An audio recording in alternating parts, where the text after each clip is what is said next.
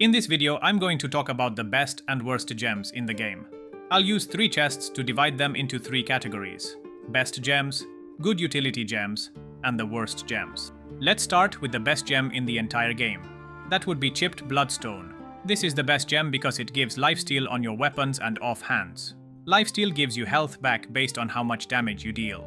Unfortunately, this gem also gives a very underwhelming effect on armor. Not the worst, but still bad, called regainable health. Basically, if you get hit, you have a few seconds to hit the enemy back and regain that lost health. I tested it, and even stacking it on all gear makes it barely noticeable. It's still a decent early game option for a bit of survivability, but if the enemy hits harder than your total health, regainable health does nothing. Even worse, it doesn't activate when blocking with a shield. In my opinion, it's a useless effect. But because the lifesteal is so strong, this gem still ranks as the best in the game. The second most powerful gem is Chipped Spike, which gives increased physical damage on weapons and offhands. It also boosts overall armor value on gear. Simple, brutal, beautiful. You slap harder and survive longer. A no-brainer gem. Then we have the elemental infusion gems. Let's start with Cold, which I think is the best element. Cold builds apply freeze. Once frozen, enemies are stuck briefly, and physical attacks deal bonus shatter damage. These gems not only infuse cold damage but also boost status build-up. Helmet and gloves give frost build-up. The elemental resistance from these gems isn't amazing though, as most armor and rings already come with decent resistance. It's the same for other elemental gems. The Chipped Quartz gives electric infusion. Electric applies shock, which makes enemies easier to stagger and can chain to nearby targets. Great for fast, aggressive weapons. The Chipped Ruby gives heat infusion, which causes burn, dealing damage over time. The Chipped Amethyst gives Plague infusion. Plague infects enemies, and when fully built up, it triggers a burst of damage based on the enemy's max health, increases the damage they take, and reduces their healing. It's like putting a curse on someone, then kicking them while they're down. Just beautiful. Now let's dive into the dumpster. The worst gems in the game, starting with the Small Skull, which gives health regeneration in combat. This is, in my opinion, the most useless effect in the entire game. To test it, I equipped it on all my gear. I even had an additional regeneration effect from the Plague Body Armor, plus healing increase from enchantments. With 5 sources of regeneration, I entered combat to test how much health I could get back. I waited 2 minutes to regain only about 20% health. It's a joke. The effect probably doesn't stack and doesn't scale with healing increase. Worst of all, it only activates in combat. Do you know what heals faster? My wallet after payday. Or literally any enemy in this game. And why does it only work while you're in combat? It feels like I have to politely ask the enemy to keep swinging at me, just so I can maybe regain a few crumbs of health. It's like trying to recover from a car crash by jogging laps around the scene. Why is this even in the game? Even if they doubled or tripled the effect, I still wouldn't use it. If I can't restore full health in seconds after investing all my gear into this effect, then it's just not worth using it. The second most useless gem is Chipped Moonstone, which works the same way but regenerates focus instead of health. Same story. I tested it with focus regen on all my gear, and high focus gain, and it was a joke. Barely made a difference. You could probably regain more focus by blinking rapidly.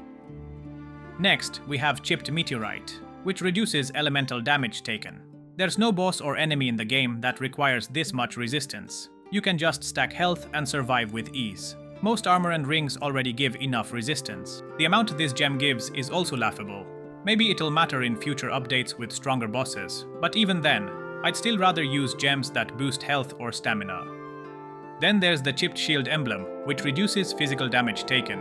This sounds useful for defense, but the amount it gives is so small it's barely noticeable. I tested this too.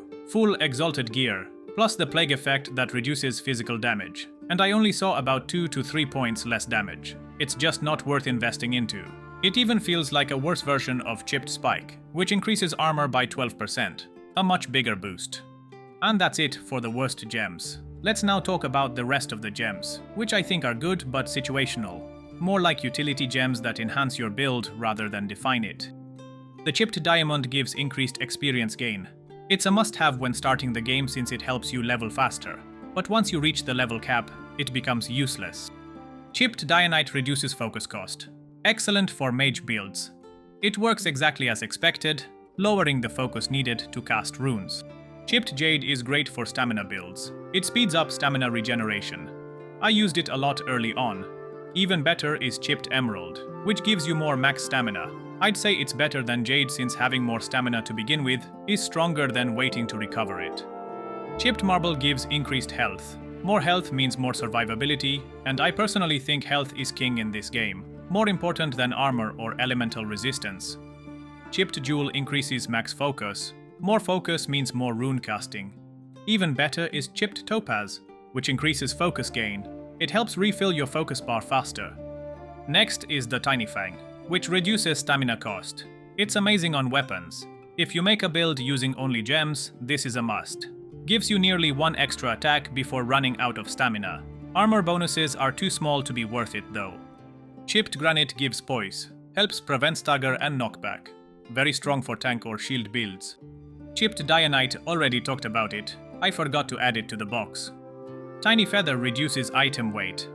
I have mixed feelings on this one.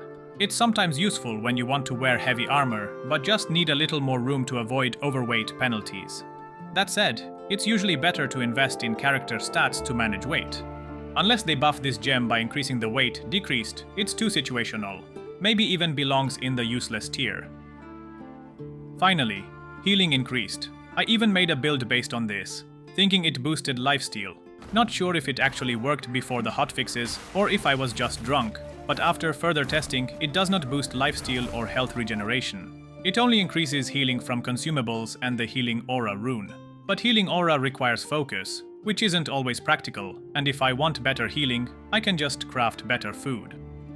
If this gem is not intended to affect lifesteal or regen, then it's nearly useless. If it is supposed to, then it's bugged and should be fixed, because only then would it deserve a spot among the best gems.